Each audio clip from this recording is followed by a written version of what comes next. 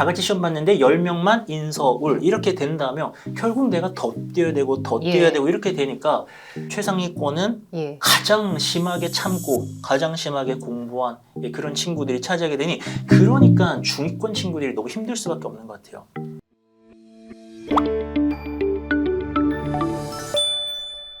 안녕하세요. 교육 고민을 대신 물어봐주는 교육대기자TV, 저는 대기자 방종임입니다. 새 학기가 시작됐습니다. 공부욕이 어느 때보다 높은 이때 알아두면 좋을 만한 대입준비법에 대해서 알아보는 시간을 마련해 보도록 하겠습니다. 안녕하세요, 선생님. 네, 안녕하세요. 먼저 교육대기자TV에 간단한 인사 말씀 좀 부탁드리겠습니다. 네, 안녕하세요. 저는 인천에서 영어를 가르치고 있는 공립학교 교사이고요. 정승익이라고 합니다.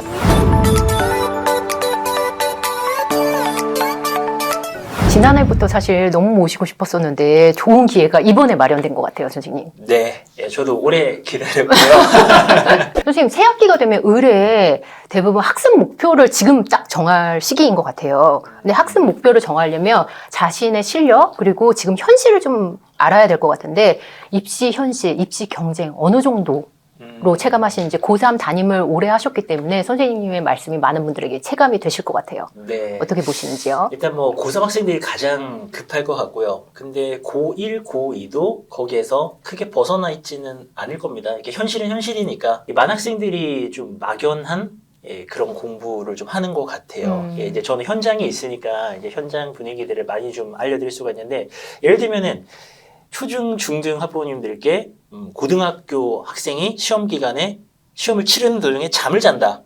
중간고사, 기말고사를 치르고 있는 도중에 잠을 잔다. 그것도 다수의 학생들이 잠을 잔다. 근데 인문계 고등학교다 라고 하면은 아마 못 믿으실 거예요. 왜 잠을 자죠? 그 중요한 시험에서. 그리고 우리 아이만은 아닐 거야 라고 네, 생각하실 것 같아요. 절대로 아닐 거라고 생각하지만 이 현 시스템에서 다수 발생하는 일입니다. 근데 이제 이런 것들이 이 아이가 이 시스템에서 뭘 해야 될지를 잘 모르는 그런 경우가 되게 많은 거예요. 그래서 졸려서 자는 게 아니고 정말로 내가 여기서 뭘 해야 되는지를 모르니까 잠을 자는 경우가 많은데요. 이거 일단은 고3도 마찬가지고 고1, 고2 다 마찬가지인데 내가 정말 어느 대학교, 어느 학과 뭐 학과까지는 안 나와도 괜찮은데 어느 정도 눈높이의 대학을 가고 싶은지를 저는 확실하게 정할 필요가 있다. 그거 언제로 추천하세요?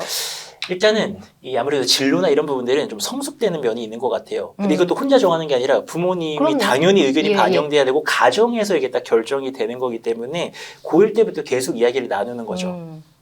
엄마랑 아빠랑 이야기를 나눠야 됩니다. 근데 이게 다 큰 자녀랑 이 얘기 나누는 게 굉장히 불편해요. 굉장히 불편해요. 네, 엄마 아빠도 그 얘기를 꺼내는 게 굉장히 불편하고 아이도 자칫하면 이게 스트레스로만 서로 부담으로 작용할 수 있으니까. 근데 이제 물론 이 바탕에는 나중에 또 이런 얘기를 좀 드리면 좋겠지만 좀 관계가 좋아야 되는 것 같아요. 초등에서부터 엄마 아빠랑 좀 허심탄회하게 얘기를 나눌 수 있는 그런 관계가 있는 바탕에서 이런 얘기를 꺼내야 되는 거죠. 그래야지 서로 안 어색하죠. 네네, 안 어색하게 자연스럽게 얘기할 수 있고 해서 이 눈높이가 고1 때부터 이렇게 얘기를 나누다 보면은 그래도 이제 그 다음에 또 성적도 나올 것이고 이 아이의 어떤 학업적인 역량도 나올 것이고 하면은 좀 수정을 거쳐서 고3 때는 어느 정도 딱 우리 가정에서는 요 정도다 라고 하는 게 찾아지는 거죠. 찾아지는 이게 제일 중요한 것 같아요. 왜냐면 대학은 수도 없이 많습니다. 수도 없이 많은데 결국 문제가 되는 거는 현실적으로 내 눈높이에 맞는 우리 아이와 우리 엄마 아빠가 보내고 싶은 그 대학교에 이 아이가 갈 수 있냐 없냐가 가장 또 중요한 거기 때문에 이 눈높이에 대한 이야기를 정말 반드시 피하지 말고 해야 되고 고3이라면은 지금 바로 하셔야 됩니다. 지금 바로 3월 달에 새 학기 상담을 주로 하는 걸로 알고 있는데 그때 깨닫는 경우들 너무 많지 않아요? 더 늦게도 너무 많아요. 더 늦게도요? 더 늦게도 나중에 원서를 9월에 쓰잖아요. 9월까지도 이 이야기를 미루는 경우가 너무 많아요. 피하시는 거죠. 뭐 엄마 아빠도 그냥 뭐 생업이 바쁘시고 그냥 뭐 그러니 하다가 마지막에 원서 쓸 때에 정말 너 여기밖에 못 가? 그럼 이제 우리 아이는 뭐 관심도 없다가 왜 갑자기? 라고 하면서 이제 갈등밖에 없는 경우가 많은데 아까 상담 얘기를 해주셨는데 정말 제가 추천드리고 싶은 거는 3월에 상담을 기다리시면 안 돼요. 우리 학생분들도 3월에 예를 들면 번호 순으로 간다라고 하면은 내 번호가 몇 번이면은 나는 뭐 언제쯤 하겠구나라고 하면서 이게 미루는 경우가 많은데 이거 내 인생이거든요. 내 인생이기 때문에 사실은 뭐 담임쌤이 내 인생을 뭐 이렇게 어떻게 할 수 있는 게 아니지 않습니까? 그냥 옆에서 도와주실 정도지. 조력자에 불과하기 예, 예. 때문에 절대적으로 이렇게 뭐 의지를 하거나 그러기보다는 내가 먼저 알아봐야 되고 지금은 과거랑 다르게 모든 정보들이 다 공개가 돼 있어요. 그렇죠. 네, 정말 진짜 너무나도 많이 공개가 되고 있고 대학교 내가 원하는 대학교가 예를 들어서 A 대학교다. 그 대학교 입학처 홈페이지 들어가면은 작년 데이터 다 나와 있고요. 이렇게 지원하세요. 왜냐면 대학도 떨어뜨리는 게 목적이 아니고 좋은 아이들을 뽑는 게 목적이기 때문에 앞으로 좋은 더 아이들 그렇겠죠. 오라고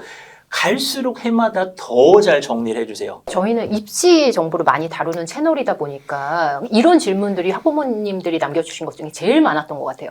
학령 인구는 점점 줄어들고 있는데 왜 입시 경쟁은 더 치열해지냐? 왜 그리고 우리 아이는 인서울 가기가 이렇게 힘드냐? 거기에 대해서는 어떻게 생각하세요? 이 부분도 사실은 이제 눈높이나 이런 것들이 정확하게 설정이 되려면은 우리가 정보를 바탕으로 판단을 내리는 게 당연하지 않습니까? 그래서 부모님들도 정확하게 현실을 인지하실 필요가 있다라고 생각을 하고 오늘 이야기가 누군가에게는 굉장히 불편하게 들릴 수가 있습니다. 제가 최근에 들었거는 중에는 아이들이 한우냐 등급을 매기게 라고 하는 게 있는데 이거는 전 너무 가슴 아픈 이야기라고 생각하고 우리 아이들은 아무 잘못이 없어요. 우리 아이들은 우리 기성세대가 만들어준 시스템에서 그냥 태어나서 지금 치열한 경쟁을 하게 됐을 뿐이지 이 아이들이 하고 싶은 경쟁을 하고 있는 게 사실은 아니거든요. 그러니까 우리가 조금이라도 낮게 도움 받으시라고 또 필요한 얘기들을 해드릴 건데 일단은 학령 인구는 확실히 줄어들고 있습니다. 네. 근데 이제 그렇게 되면은 서울에서 먼 곳에 있는 대학에서부터 이제 점점 입학 정원을 못 채우게 되고 실제로 그런 일들이 벌어지고 있죠. 이제 지방에 있는 국립대들조차도 이제 정원을 못 채우는 일들이 생기는데 그럼 어디로 몰리느냐? 당연하지만 서울이죠. 서울로 몰리죠. 네. 서울에서도 그 주요 대학교들 나누기에 뭐 따라서는 저도 대학서열 좀 불편한 얘기지만 뭐 15개, 뭐 10개 점점 위로 몰리는 겁니다. 맞아요. 그렇다면은 이게 그 인원이 어느 정도인가? 15개 대학이라고 한번 해볼까요? 15개 15개? 대학이면은 사실은 이 영상을 보시는 분들이 이제 어디까지 가야 되냐면은 이제 우리 보통 건동홍숙이라고 맞아요. 이야기하죠. 네. 건동홍숙까지 이제 가는 겁니다. 그 정도가 10% 선입니다. 10%가 인서울 상위 15개예요. 그러면 이 경쟁이 치열해지지 않으려면 여기까지 줄어야 되는 거잖아요. 네. 근데 그게 말이 안 되죠. 여기까지 줄어들지 줄어들 않죠. 수가 없죠. 아무리 맞아요. 줄어봤자 뭐 조금 줄고 해봤자 지금 전체 10%가 인서울에 있는 상위권 15개 대학이기 때문에 그까지는 절대로 안 준다라는 겁니다. 그래서 그 경쟁은 계속해서 치열할 수밖에 없다. 자, 제가 이제 10%라고 말씀을 드렸죠. 10%면 2등급이네요. 그렇죠. 예. 정확합니다. 예, 2등급입니다. 그러면은 고등학교는 9등급제라는 상대평가를 쓰고 있습니다. 이건 중학교랑 다른 부분이죠. 중학교는 내가 어느 기준만 넘으면은 나 A등급을 받을 수가 있습니다. 근데 요거는 또 이렇게 저를 집어 넣어서 제가 고1이라고 생각하고 한번 말씀을 네네. 드려볼게요. 정식 입학을 했습니다. 고등학교는 9등급 상대평가입니다. 그러면은 이 중에서 2등급이 어느 정도냐면은 전체의 11%. 전체 11%. 전교생 중에 네. 내가 11% 안에 들어야 이제 2등급 수준이다라고 말을 할 수 있는 건데, 자, 근데 여기에 아주 맹점이 하나가 있습니다. 그렇다면 나는 11%? 그러면 뭐 200명 전교생이라면은 대략적으로 내가 한 20등 정도 하면은 예. 고등학교에서 전교 20등 정도 하면은 야, 이게 그러면은 반이 예를 들어서 한 10개 반이다라고 한다면은 한 2등 정도 하면은 예. 1등도 얼추. 아니고 2등 정도면은 내가 인서울을 할 수 있단 말이야 라고 네. 생각할 수 있겠지만 이거는 정승익이라는 학생의 큰 착각입니다. 왜냐하면 전국에 특목고 자사고가 있죠. 재수생이 빠졌잖아요. 재수생도 예. 있죠. 네, 재수생들 막강하죠. 막강하죠. 그리고 특목고 자사고의 재수생들도 꽤 많고요. 이렇게 되면은 참 불편하지만 어떤 현실적인 이야기가 특목고 자사고가 그럼 어느 정도이냐? 전체 5% 수준입니다.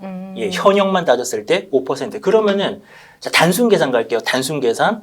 전체에서 10%가 인서울을 할 수 있다라고 했을 때 그 중에서 5%는 예. 특목고 자사고 생들입니다. 그럼 날려버리는 그러면은 거네요. 그 정도는 일반고로 하면 없어지는 거죠. 그럼 예. 거기 다 입학은 하지 않죠. 하지만 정말 상당수가 입학을 하고 요것도 여러분들이 이해를 하시는 분들을 위해서 말씀드리면 보통 한 5등급 수준까지도 인서울을 하죠. 특목고 자사고 같은 경우에는. 그러면은 5등급이 얼마냐? 전체 60%예요.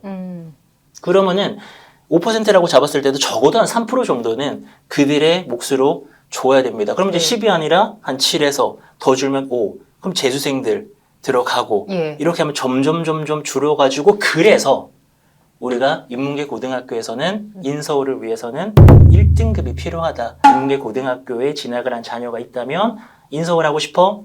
예를 들어서 뭐 한양대, 중앙대, 뭐 성균관대 이런 대학교를 가볍게 얘기할 수 있으려면 내 등급이 1등급에서 2등급 그 사이를 왔다 갔다 하고 정도. 있어야 그래도 지원 가능하다. 네, 그건 합격 합격도 보장은 아니잖아요. 당연히 아니죠. 네, 지원 가능하다. 그러면 이게 어느 정도냐? 1등급은 전체 4% 그렇죠. 수준입니다. 예, 예. 네, 전체 4% 수준. 그리고 2등급까지가 한 11%니까 우리 아이가 그 안에는 들어가야 이제 인서울을 이야기를 할 수 있다라는 거죠. 저희가 참 안타깝게도 상대평가로 마지막 순간에는 평가를 받게 되니까 전체의 4%만 1등급, 뭐 11%까지 2등급.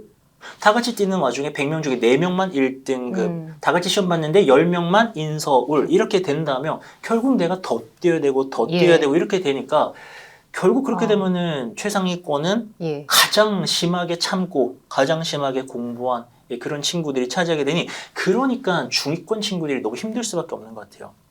맞아요. 할 거는 다 하고 예. 그래서 쉬지 못했어요. 쉬지 그냥 못한 경우 너무 쉬지 많아요. 못했어요. 뭐 시원하게 뭐 대자연 속에서 맞아요. 논 것도 아니고 뭐 회원직 이렇게 이런 것도 아니고 맞아요. 그냥 했어요. 했는데 결국에 나는 중간에 이 시스템에서 껴버렸고 내 위에는 누가 있어 버리고 희망을 갖는 경우들이 너무 많다 보니까 이게 좀 거기서 오는 미스매치가 굉장히 큰 것 같아요. 아까 제가 좀 막연한 공부는 안 된다라고 네. 말씀을 드렸잖아요. 이게 왜 막연하다는 얘기를 할 수가 있냐면은 중학교 때 우리 아이들의 공부 목표가 무엇인가? 대부분의 아이들은 시험 기간에 열심히 공부하는 거예요. 그렇죠. 내신 네. 기간에만. 이거는 환경이 사람을 만들기 때문에 내신 기간에 중간고사 대비 열심히 하고 끝나면은 놀아요.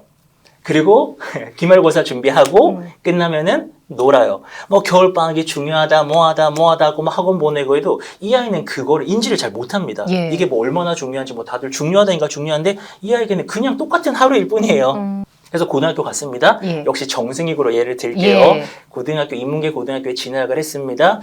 시험을 봤어요. 중간고사에서 5등급이 나왔다고 생각해 볼게요.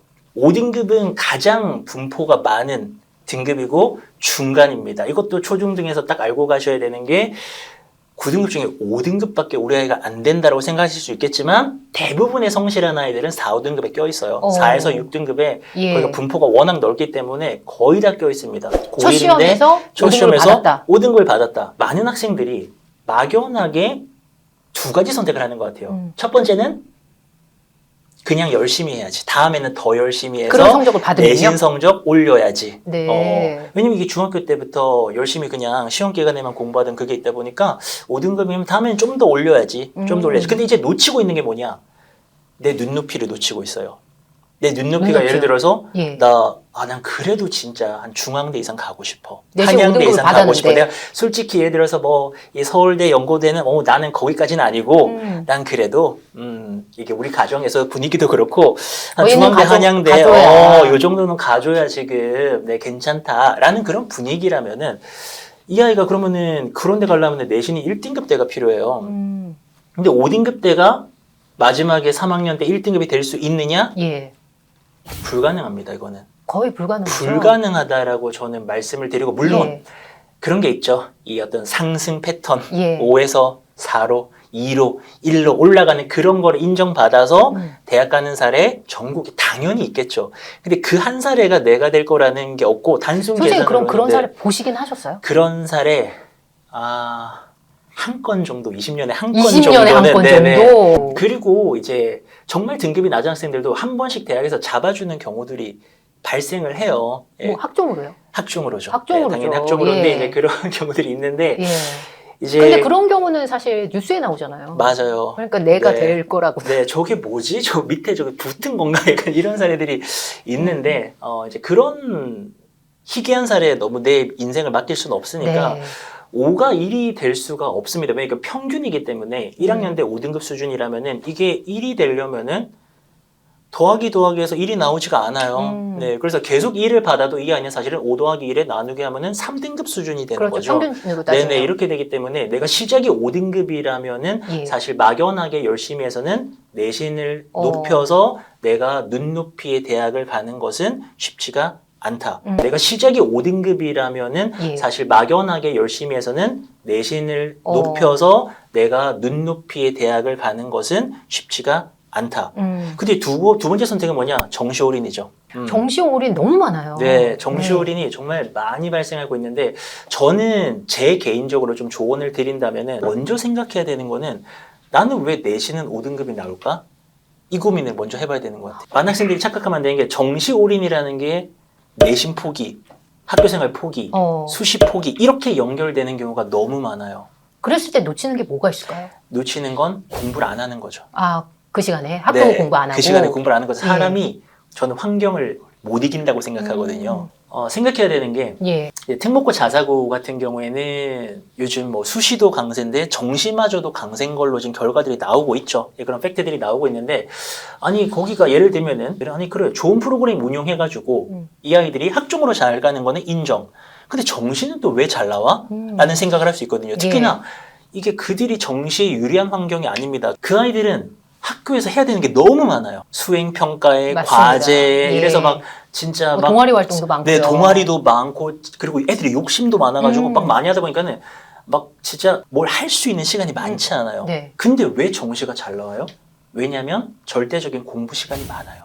선생님 그게 그 이전 공부 시간이 포함된 건가요? 고등학교 때뿐만이 아니라 그 이전에 좀 쌓아놨던 절대치가 높기 때문에 고등학교 때 그게 발현되는 건가요? 아니면 고등학교 때도 절대적으로 많이 해서 건가요? 고등학교 때가 크다고 생각을 해요. 왜냐하면 대부분의 특목고 자사고들이 전국적으로 보면 기숙사 학교들이 굉장히 맞습니다. 많고요. 기숙사 학교들은 아침에도 자습을 하죠.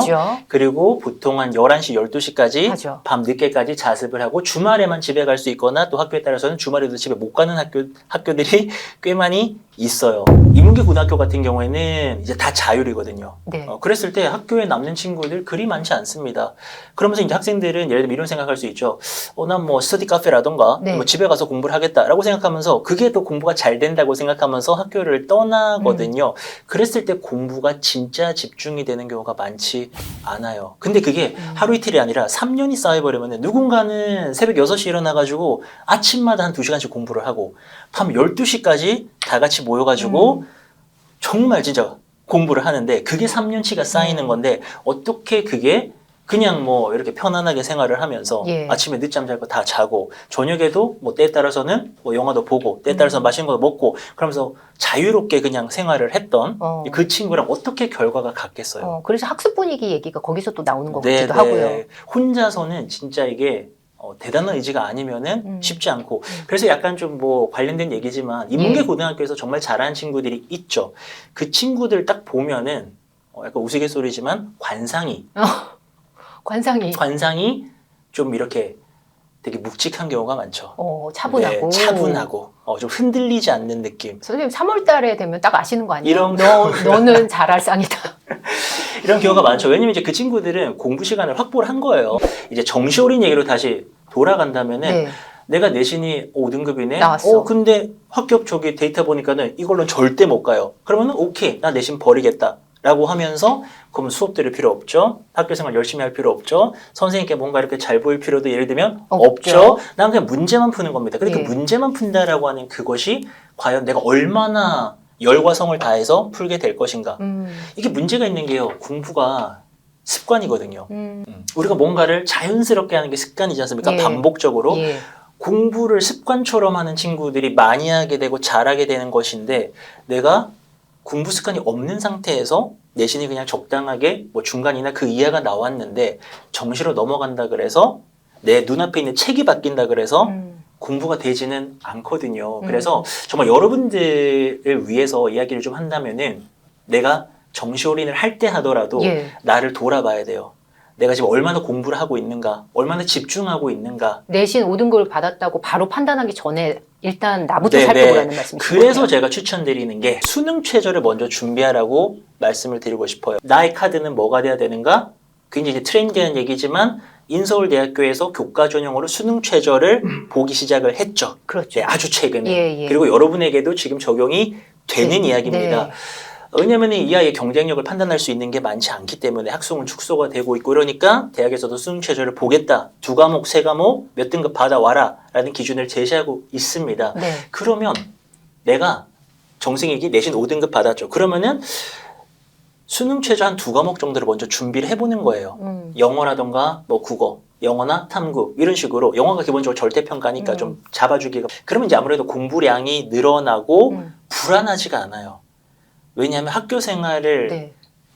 수시를 버리고 정시 가는 친구들 굉장히 불편하게 하거든요. 네. 선생님이 수업할 때마다 음, 불편한 마음이 계속 있는데 그게 맞아요. 그나마 좀 덜어져요. 네네. 근데 선생님 네. 그러면 만약에 영어랑 수학을 선택했으면 국어 시간에는 근데 어쨌든 불편한 건 마찬가지잖아요. 선생님. 근데 이제 이게 그 수능 최저를 준비하면서 교과 전형을 준비하면 교과 전형은 전과목 내신이니까 아, 내신이니까. 네네 이게 갈아타기를 하는 거죠. 내가 내신만 가지고서 학종으로 가려고 하다가 아. 이거는 안 되겠다. 이건 진짜 안 되거든요. 근데 물론 학종도 수능 최저를 잡아주는 곳들이 있죠. 근데 그 수능 최저가 나오면 그건 다 절대무기이기 때문에 네. 나중에 쓰면 되는 것이고 그러면은 이제 학생부 교과 전형 인서울대학교에 예를 들면 건국대 이상 수준의 교과 전형의 수능 최저가 걸려 있는 거를 준비를 하는 거죠. 그러면 전과목 내신을 좀 높여주면서 5가 1은 안 돼도 5가 3은 될 수 있거든요. 네.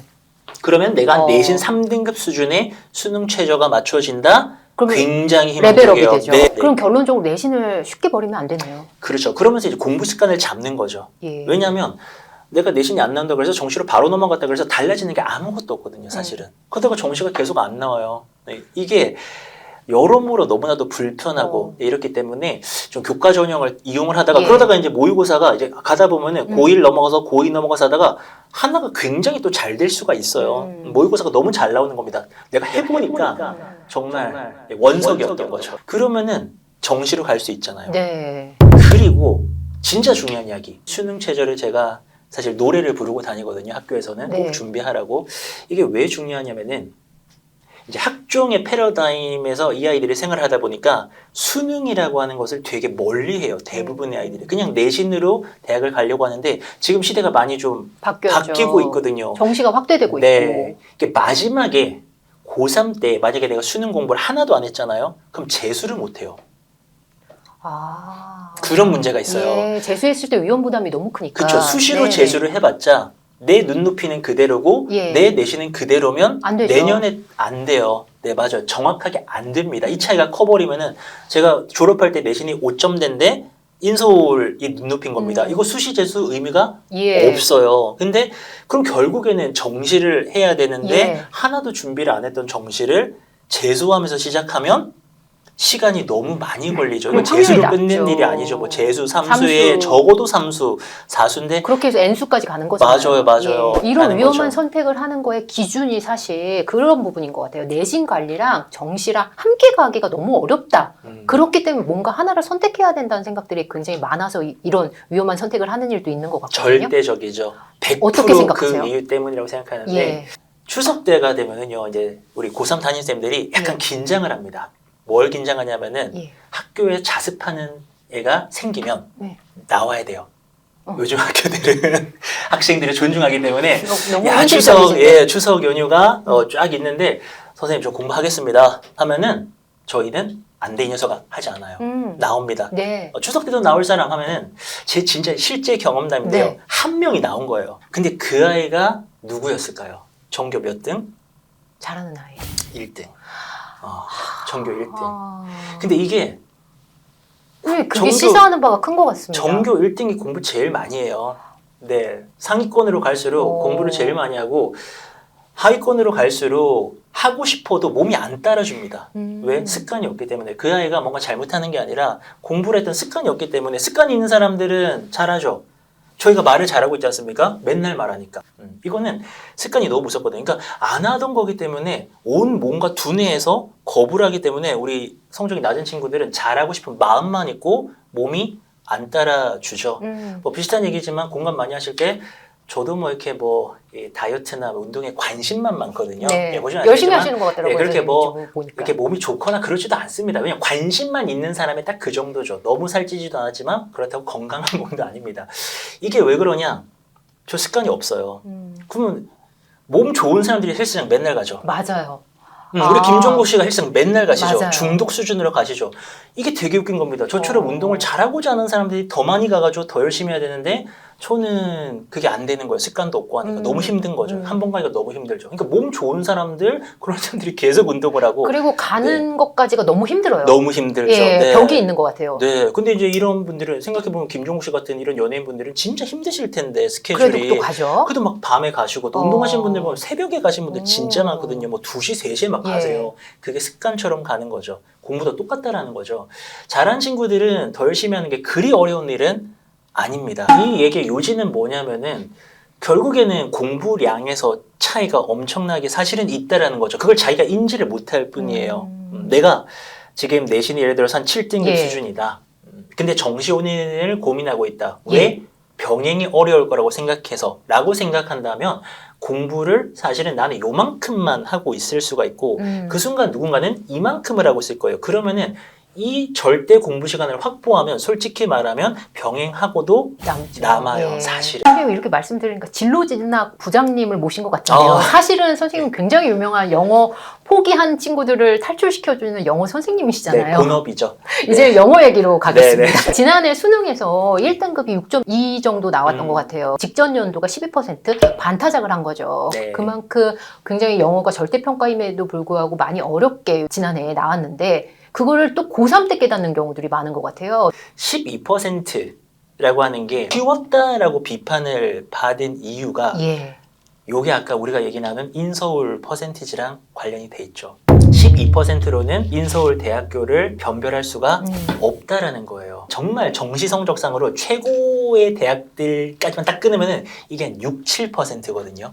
그래서 우리 그 영어 같은 경우에는 1등급이 한 6, 7% 정도 나왔을 때 적당하다라고 평가를 받습니다. 그래서 이번에 그렇게 나온 건가요? 네. 저는 10%가 나왔던 적이 있거든요. 예. 그랬을 때는 야 이거 너무 쉬운 거 아니야? 왜? 거기 애들 그러면 서울 애들은 다 1등급이면 이게 어떻게 그게 의미가 있느냐 이런 식으로 예. 가버리니까 아무래도 시험에서는 변별에 변별의 대해서 요소, 네, 이거를 무시를 자유롭지 못하다 못하죠. 보니까 예.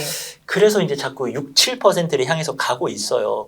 이게 문제가 뭐냐면 그러면 예. 그럼 12%가 1등급이 나면 그 시험이 쉬웠느냐? 1등급한테만 쉬웠겠죠. 좀 흐름을 쭉 본다면은 우리가 어휘만 따졌을 때 초등에서는 한 500단어에서 뭐 많으면 800을 800 이야기를 정도? 해요. 예, 예. 그러면 이게 중학교로 올라가면 1200개 정도거든요. 약 2배죠. 문제가 있습니다. 고등학교 교과서로 가잖아요. 네. 3000단어로 이야기하거든요. 분석 결과로는. 예. 그러면 중학교의 2배가 넘네요. 넘죠. 근데 더 큰 문제가 뭐냐면은 수능 영어는 영어 교과서보다 다들 아시겠지만 훨씬 더 어렵죠. 어렵죠. 관련 논문들을 제가 많이 좀 평소에 보거든요. 네. 어느 정도로 이게 어휘가 많은 것인가 했을 때는 근데 정말 최대치로는 5000단어까지도 많다라고 해요. 그러면 이게 고등학교 영어 교과서가 3000단어 수준인데 그거보다 5000단어가 더 많다라는 연구 결과까지가 있다면 중학교에서 고등학교 갈 때 2배 이상 수준인데 그 2배 이상보다도 또 2배, 3배의 수준까지를 수능에서 요구를 하고 있는 거기 때문에 편안하게 공부했던 친구들에게는 굉장히 어려운 시험일 수밖에 없다라는 거죠. 그래서 근데 정말 퍼센테이지만 보면은 쉬웠나? 이렇게 생각할 수 있는데 그게 아니라는 현실이네요. 네, 저는 뭐 12%라는 그 퍼센트만 보더라도 88명은 1등급 못 받은 거니까 누구나 사실은 좀 편하게 1등급 받으라고 90점 넘으면 다 1등급 주겠다고 했는데 그래서 절대평가가 된 건데. 그게 이제 한 12명 정도 받은 거니까 예. 네, 결코 쉬운 시험 아니고 그리고 또 하나는 다 같이 뛰고 있잖아요. 다 같이 영어를 열심히 공부하고 있잖아요. 네. 그러면 이거를 또 올해처럼 6%대로 낮추기 위해서는 이 시험의 수준은 비슷하게 유지되거나 만약에 여러분들이 더 열심히 공부한다면 더 어려워질 질 것이죠. 예, 이게 거기에 더 반응을 해서. 쉬워질 리가 어. 없는 게 더 쉬워지려면 뭔가 대단히 시스템이 바뀌거나 대입 제도가 바뀌거나 여러분들이 공부를 아예 안 하셔가지고 이렇게 돼야 되는데 또 그런 일이 없지 않습니까? 그게 고1 모의고사, 고2, 고3 차례대로 난도가 높아지는 수준인가요? 개인적으로는 예. 고3 때 확 확 높아진다라고 높아져요. 단계적으로 생각을 해요. 이렇게 차근히 높아지는 게 네, 아니라. 이거는 뭐 영어 좀 하시는 분들이 예. 풀어보시면 좀 솔직히 말씀드리면 고1이나 고2는 어느 정도 변별에는 벗어나 있다고 볼 수 어. 있죠. 왜냐하면 모의고사 성적을 가지고서 뭘 하는 건 아니니까. 네. 이걸로 대학을 가는 것도 아니고 그냥 말 그대로 모의 테스트에 불과하기 때문에 통제를 해서 이 아이들이 1등급을 좀 받더라도 상관이 없죠. 없어요. 근데 결국에는 마지막 결승선에서 보게 되는 수능이라는 시험은 변별을 해서 100명 중에 6명만 1등급을 받는 수준을 전 국민적으로 원하고 있기 때문에 그렇다면은 이걸 맞춰버리면 고3에 얘를 대비해서 보게 되는 9월이나 6월 모의고사 대표적이죠. 더 있지만 이 모의고사들도 어쨌든 이걸 대비시켜 줘야 되니까 어려울 수밖에 없다. 그래서 고3의 모의고사는 고1, 2와는 달라요. 제가 주변에서 보면 고1 때는 어느 정도 1등급 나온 친구들이 영어 있는 것 같아요. 계속 떨어져요. 근데 그거를 유지하는 친구들이 많지 않은 과목인 것 같아요. 영어는 네. 특히. 고1과 고3의 이 지문이 네. 수준 차이가 좀 심해요. 고1과요. 제가 봤을 때는. 네. 네. 그러니까 고3은 예를 들면 약간 대학의 전공 서적의 인문 서적 같은 네. 느낌? 오. 뭐 그게 뭐 인문이 됐건 사회가 됐건 자연이 됐건 과학이 됐건 뭐가 됐건 좀 인문 서적의 냄새가 많이 난다면 고1은 전혀 그런 냄새가 안 나요. 고1은 교과서와 비슷. 1등급을 받기 위해서 굉장히 많이 노력을 하고 특히 영어 같은 경우는 시작 시기가 굉장히 이르잖아요. 네. 근데 또 이 실용 영어, 의사소통식 영어랑 수능을 잘 받는 거랑 좀 다른 것 같더라고요. 그래서 지금은 수능 1등급을 잘 받기 위한 초중고 영어 로드맵을 좀 알려주시면 좋을 것 같아요. 그 수능이라고 하는 것에서 멀어지면 멀어질수록, 그러니까 고3에서 멀어지면 멀어질수록 이제 초등으로 가는 거죠. 그럴수록 수능까지 생각 못 하시죠? 그렇죠. 예. 그래서 목표가 되게 다양할 수밖에 없고 그로 인해서 예. 당연히 자녀 양육법이든가 영어 교육법도 정말 다양할 수밖에 없고 그로 인해서 불안한 것 같아요. 옆집이랑 다르니까. 이게 사실 고등학교 되면은 네. 부모님들의 역할이 크게 없으세요. 다 대입만 하니까. 네, 다 대입만 일단 뭐가 됐든지 뭐 얘가 뭐 외교관이 되든지 뭐가 되든지 뭐 사업을 하든 창업을 하든 일단은 대학을 갈 맞아요. 거니까 네, 안 맞습니다. 가는 경우가 아니라면은 일단 대학을 갈 거니까 이게 목표가 한 점으로 모입니다. 그렇죠. 초등 같은 경우에는 요즘은 이제 로드맵 커리큘럼이 너무나도 많이 정리를 해주시는 분들이 많고 책도 많고 너무 많죠. 근데 전 다 괜찮다고 생각을 해요. 초등은 정말 영어를 좋아서 싫어하지 않게 다양하게 경험하는 거 저는 예. 다 좋다고 생각을 네네. 합니다. 근데 이제 초등 고학년 정도가 되면은 네. 중학을 좀 대비해야 되니까 그렇죠. 그래서 중학 대비로 이제 단어, 문법 예. 요거는 여러분들이 좀 공부를 해 주시는 거 추천을 드리고 네네. 이게 왜냐면 중학교 1학년 딱 들어가서 입학하자마자 예. 초등이랑은 완전 상황이 다르거든요. 구체적으로 좀 알려주세요, 선생님. 체감이 안 돼요. 초등 같은 경우에는 6학년 마지막 순간까지도 활동 위주예요. 활동 위주로. 그러니까 뭐 텍스트가 많지가 않죠. 말하기 하고 네, 활동하고 맞아요. 노래도 좀 부르고 예. 이러다가 친구들한테 해보라고 하고. 중1 돼서 딱 입학하면은 그런 거 없어요.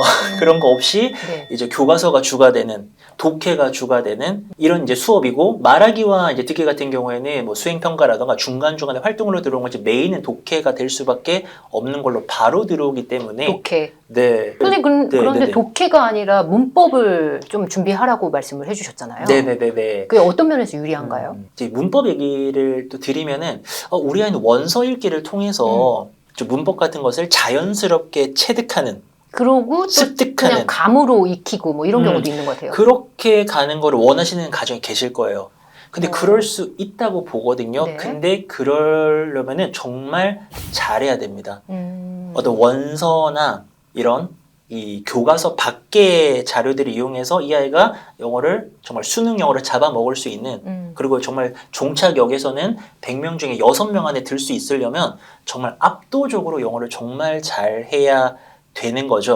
이게 너무 정말 완벽해서. 대다수의 가정은 그게 안 되실 거예요. 예. 정말 현실적인 얘기 드리면 초등에서 저도 마찬가지고요. 이것저것 막 해봅니다. 네. 뭐 좋다는 게 너무 많으니까 맞아요. 뭐 이것도 해보고 영상도 좀 보여주고 네. 유튜브도 좀 보여주고 그래서 학원도 좀 보내보고. 학원도 좀 보내보고 뭐 이것저것 하는데 제가 말씀드렸죠. 다 괜찮다고요. 뭐 이것저것 해보고 다 괜찮습니다. 그러다가 결국에는 압도적인 실력을 갖추는 아이들은 정말 극소수고 일단 저희 가정이 아니고요. 우리 아이가 뭔가 뭐 영재나 영어 쪽으로 뭐 정말 탁월한 뭐 정말 진짜 SNS 이런 데서 본 친구들은 아닌 것 같다라고 판단이 되신다면은 이제 문법을 시작을 하는 거 하시는 추천하세요? 거죠. 왜냐하면 이제 뭐 원서읽기나 이런 걸로 정말 예. 외국인이 미국 아이가 영국 아이가 영어를 배우듯이 모국어처럼 안 된다면은 네. 이제 조금 분석적으로 접근할 수밖에 없고 효율적으로 갈 수밖에 없다면 문법이 이렇게 생각하셔야 돼요. 문장 해석의 도구다.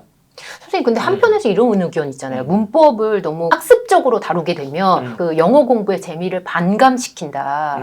영어를 오히려 싫어하게 되고 문장 해석하는데 걸림돌이 될 수도 있다. 이런 의견에 대해서는 어떻게 생각하세요?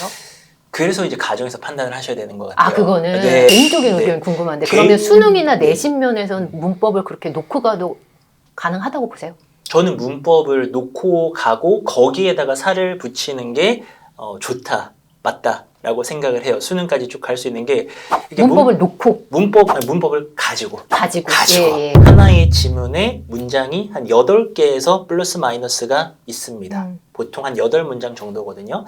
그럼 그 8문장을 해석해야 돼요. 그럼 이거를 하는 게 우리 아이가 결국에 제일 마지막에 하게 될 거라면 그렇죠. 이게 최종 목표라면 그럼 이제 뭘 해야 될까?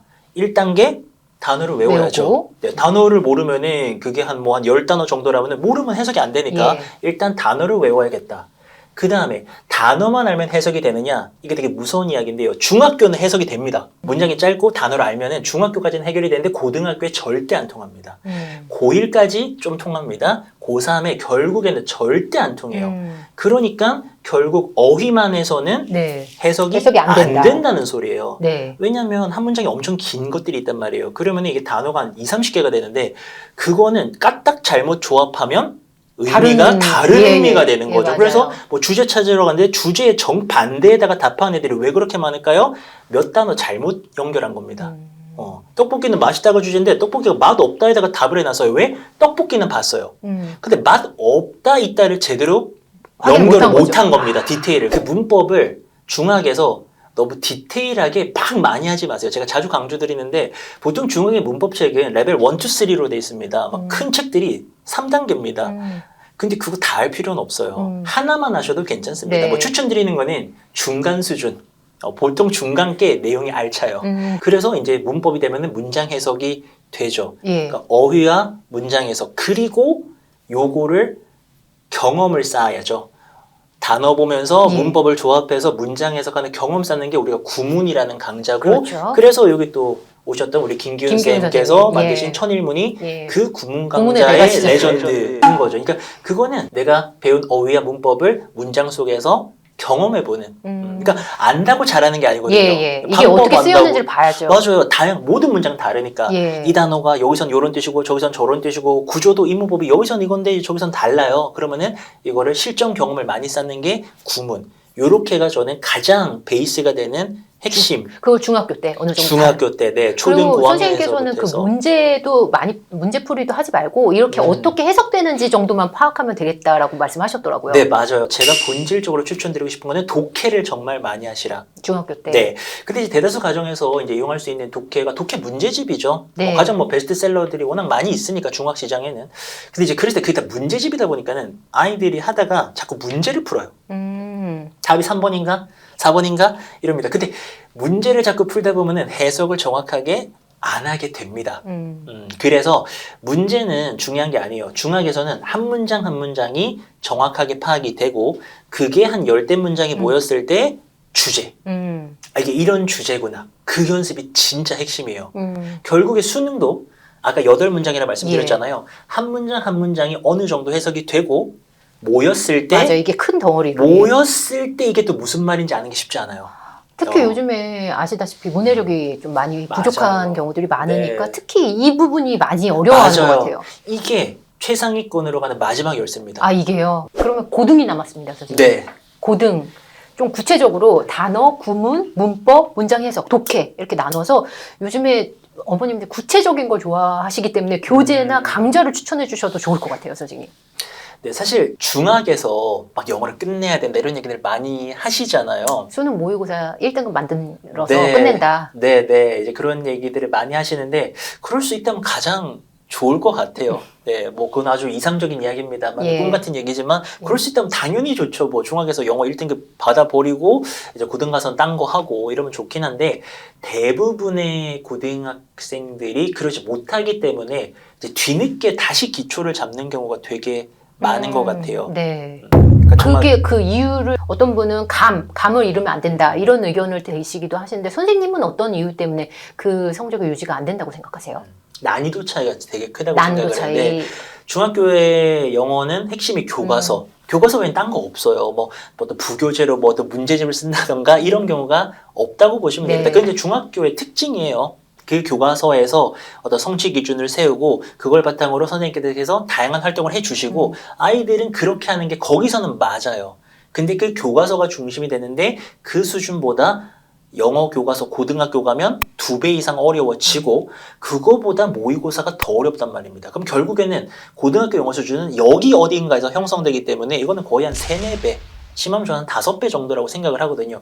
그럼 이제 중학에서 중간고사, 기말고사 때 열심히 공부하던 친구들, A등급 받던 친구들이 그냥 그게 다인 줄 알고 있다가 고등학교 넘어왔을 때에 무너지는 경우가 너무 많고 그리고 좀 앞서간 친구들도 아니요 선생님 저는 모의고사도 풀어봤어요. 사실 많은 아이들이 풀어봤죠. 뭐 예. 학원에서는 어디서든. 근데 정말 진짜 진지하게 풀어봤느냐라고 마음 한다면은 잡고 제대로 풀었느냐? 네네 이건 아닐 아니니까요. 경우가 되게 많아요. 고등학교 가면은 다시 뭔가 뭐야 이게 어렵네 일단 어렵네 큰일 났네. 그래서 나 이제 뭐 해야 되지라고 하면서 다시 기초부터 가는 경우가 너무 많아서 중학교 때 이야기랑 다시 반복인데 거기에 좀 디테일만 좀 달라지지 않을까. 그러니까 어휘 해야죠.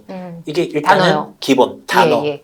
단어인데 이거는 그럼 이제 또 뭘 공부해야 되나요? 예, 기출 단어가 기출 절대적이죠. 단어. 예. 네. 수능은 그래도 한 3,000단어 정도를 토대로 하고 있습니다. 영어 교과서의 3,000단어 정도를 일단은 공통분모로 잡고 있기 때문에 그거를 공부하셔야 되고 그럼 얼마나? 그럼 3,000단어면 30개씩 6개월이라고 예. 일단 제가 딱 말씀을 드리거든요. 예. 30개씩 6개월 외우면은 대강 어느 정도는 한 번 해결이 풀는. 돼요. 예. 네네네. 한 반쯤 까먹는다고 치고 뭐 이런 음. 망각곡선 이런 거 다 잊어버리고 그냥 30개씩 6개월 했을 때 어느 정도는 이제 좀 보이는데? 라는 수준인데 그게 어렵죠. 여기에 문법은 기초 문법들. 기초 문법. 네, 기초 문법은 아까 말씀드렸지만 도구적인 성격이기 때문에 너무 깊이 들어가지 마시고요. 정말 문장 해석에 도움이 될 수 있는 뭐 저의 강좌를 들으셔도 괜찮고. 예, 개념 잡는 대박 노트. 맞아요. 개념 잡는 대박 예. 노트가 이제 EBSI의 저의 대표 강좌인데 그 무료 강좌니까 예, 가볍게 들으셔도 그럼요. 괜찮고 문법은 사실은 방대해요. 분량이. 그래서 그거를 책으로 묶으면 이만한 책이 나올 수도 있고 이렇게도 될 수 있고 3권도 될 수 있고 5권도 될 수 있는데 그 중에서 수능 영어에 꼭 필요한 것만 딱 압축한다면은 그만큼이 되는 거죠. 네, 그만큼만. 예. 그래서 그거는 빨리 보고 버리시는 예, 그런 교재로 활용을 하시는 네네. 거죠. 그래서 단어하고 기초 문법은 빨리 네, 세우시고 그 다음에는 이제 구문, 구문. 네, 문장 해석 같은 거 계속 연습하시고 그리고 독해. 독해는 기출하시면 됩니다. 이게 독해, 아무래도 기출. 우리의 목표가 수능이라면은 기출 문장들을 계속 해석하는 건데, 근데 이제 요것도 처음 하면은 문장 하나하나 해석이 잘 안 될 수 있거든요. 그럼 이제 뭐 EBS의 강사라던가 또는 여러분들이 뭐 프리패스 끊으신 그곳에 가셔가지고 우리 강사분들을 따라가면서 이 기초를 다지는 거를 여러분에게 추천을 드리고요. 이렇게 쭉 가게 되면은 아까 어휘가 사실은 결정적이거든요. 이거는 대다수의 강사들이 공감할 수밖에 없는 게 어휘가 안 되기 때문에 영어가 안 되는 게 그리고 좀 노베이스 친구들이 굉장히 어휘 때문에 힘들어하는 것 같아요. 맞아요. 근데 이제 결국에는 어휘는 망각이냐 암기냐 싸움이잖아요. 그럼 암기라는 거는 반복하거나 자극하거나 둘 중에 하나는 있어야 돼요. 반복하거나 뭔가를 자극하거나. 매일 내가 접한다면 예, 예, 외워질 수밖에 없고 예. 아니면은 한 번에 굉장히 강렬한 기억. 우리 여행 같은 거 다 기억하잖아요. 아 그때 거기 좋았는데 제주도 좋았는데 왜 한 번밖에 안 가도 강렬했으니까 반복이 어렵죠. 우리 대부분의 영어 어려워하는 노베스 친구들은 반복이 너무 힘든 거예요. 예. 그러면 자극이 필요한데 그 자극이란 건 전 독해라고 생각하거든요. 아, 독해하면서 한 나오죠. 번씩 살펴보는. 나오죠. 네. 그러니까 방금 말씀드린 뭐 단어, 문법, 구문, 독해로 이렇게 공부를 하다 보면은 내가 배우는 단어가 계속 나올 수밖에 그래서 공부 잘하는 없어요. 친구들은 계속 보면 또 나오니까 더 기억을 잘하는 것 같아요. 맞아요. 이게 절대로 문제죠. 까먹을 수가 없습니다. 그리고 이제 뭐 순서 물어보실 수가 있는데요. 네. 같이 그냥 가셔도 괜찮아요. 이 네 개를요? 네, 뭐 독해는 조금 있다가 하더라도 또 네. 친구들이 가다가 지쳐버려서 못하는 경우도 너무 많기 때문에 단어 다 하고 나서 그 다음에 기출문법 아니고 단어, 문법, 구문까지는 한 번에 가셔도 괜찮고 독해는 이제 조금씩 넣다가 기초를 맞췄을 때는 독해는 많이 이렇게 하는 거를 추천을 드려요. 오늘 정승희 선생님의 말씀이 새 학기를 두고 좀 더 효과적으로 공부하는 방법에 대해 고민하는 많은 학생과 학부모님들께 도움을 주신 것 같습니다. 장시간 귀한 말씀 감사합니다. 대기자 TV